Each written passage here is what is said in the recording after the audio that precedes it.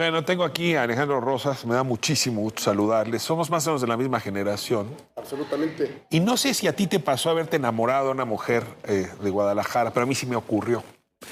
Y me enamoré justamente en el tren México-Guadalajara. Estaba yo bien chamaco y no sabes qué gozada fue aquel viaje. Y cuando quitaron el tren de pasajeros México-Guadalajara, la verdad me puse bien triste. Pues fíjate que por ahí está el corrido del pasajero del tren. Yo soy aquel pasajero que conoció usted en el tren, el que al quitarse el sombrero se le quedó ver y ver. Sus lindos ojos rancheros, por eso me enamoré. Y si hubo bronca por ellos, no me tocaba perder, pero ya no sigo porque si no, no vamos a poder hablar. Oye, ¿te salen bien los goles? Claro, no, güey, yo... El señor del sombrero en el tren. Muy bueno, ¿eh? Te lo mando después porque es padrísimo ese corrido. Oye, pues yo me pregunto, ¿qué tal va a funcionar esta apuesta? Va bien lo del Tren Maya y ahora pues ya nos engolosinamos, vamos por 3,000 kilómetros más. Entre ellos ya Pablo Lemos dice que va el de Guadalajara. Pero la historia de este país y el ferrocarril es bien importante, porque era un país muy complicado en su acceso interno y el ferrocarril fue cambiando eso en el siglo XIX y sobre todo en el XX. Absolutamente. ¿Sabes qué? Y la gran tragedia es que lo dejaron morir. Es decir, qué bueno que haya planes ahora para recuperarlo. Habrá que discutirlo en otras maneras, no tanto en términos económicos como desde luego, pero también la velocidad. Es decir, hoy tú en carretera por la rápida desde aquí a Guadalajara, y lo sé por experiencia, a lo mucho haces... ¿Tienes algún amor en Guadalajara? Claro. claro. 6 horas. O sea, manejando. Entonces, si el tren hace más que el camión, entonces ya empieza a perder como...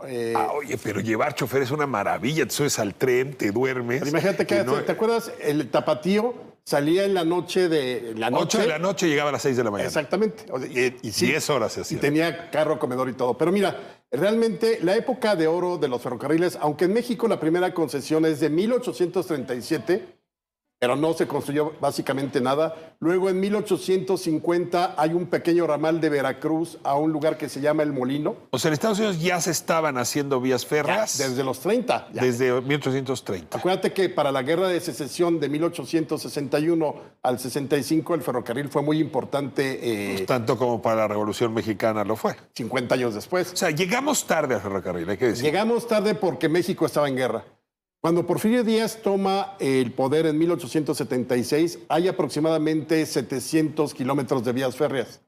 Cuando deja el poder, hay 20,000 kilómetros de vías férreas. O sea, realmente lo que hizo el porfiriato o el gobierno de Porfirio Díaz en sus 8 reelecciones, 7 periodos, etcétera, fue unir al país a través de la red ferroviaria.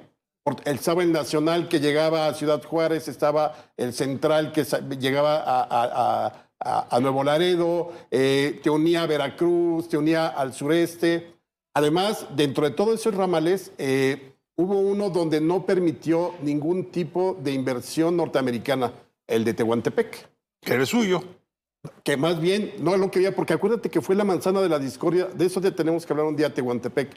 Los gringos la querían desde la época de Juárez. O sea, acuérdate el McLean Ocampo para y todo. poder hacer el canal de per... Panamá, digamos, en tierra. Exactamente. Canal de Panamá entonces, seco. Cuando lo inaugura en 1907, le había dado la concesión a su contratista favorito, Pearson, un inglés, Whitman Pearson, y le dijo, te lo doy, pero ni un dime norteamericano. O sea, aquí no entra ni un centavo gringo.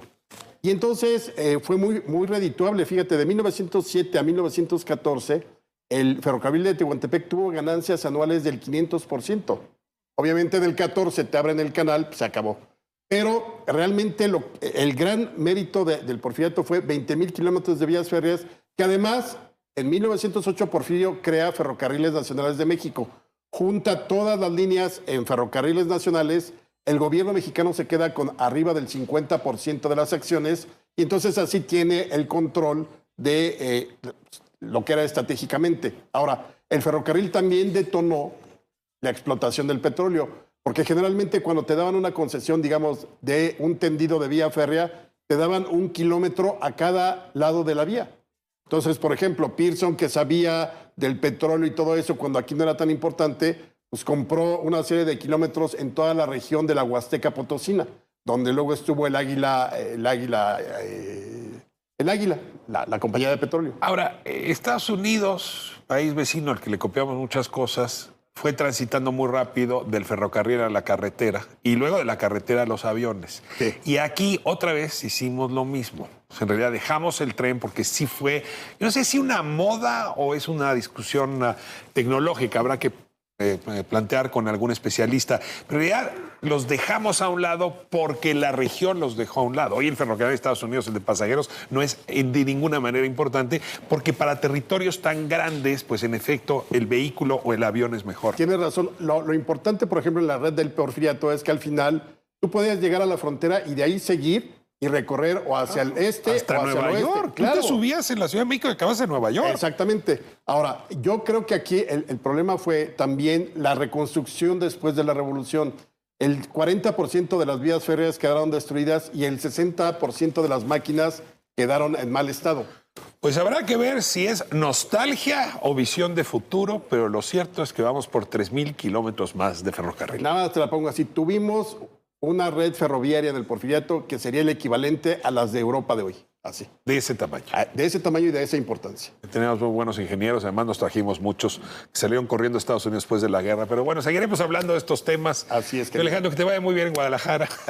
Me da mucho gusto. Te abrazo enormemente y Gracias. disfrute este fin de semana. Se anuncia lluvioso. Ponga usted gorra o saque paraguas. Exactamente. O no salir. Le dejo.